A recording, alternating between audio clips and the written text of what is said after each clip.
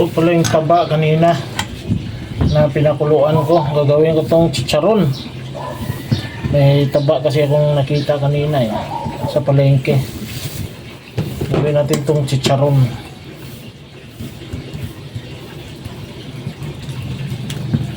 Kaya sarap to mamaya.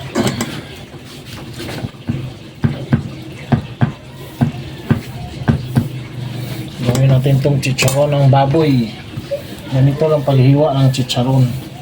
Ganun lang natin kalaki. Ganyan. Ganyan lang kalaking hiwa natin. Para mamaya tama lang ang kalaki. Madali lang gagawin to. Bili lang kayo ng balat ng baboy dos palengke.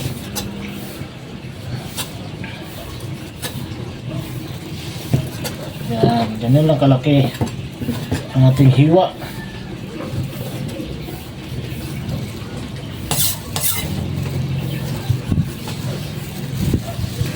Ingat-ingat lang, mainit ngayon, pang high blood pa naman to.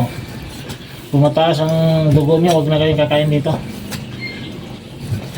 Ako mataba-taba man ako pero hindi naman masyadong kataasan ng dugo ko. Kaya mas okay sa akin to. Huwag lang araw-arawin.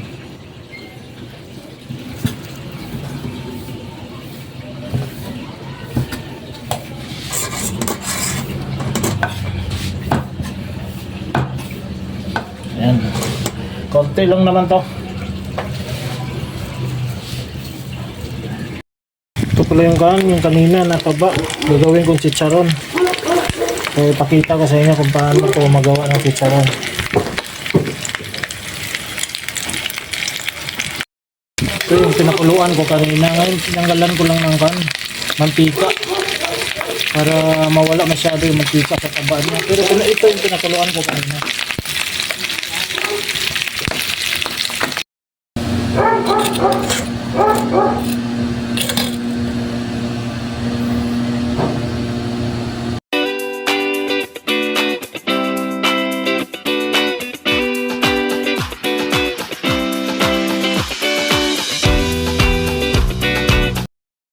Ito na yung chicharon natin.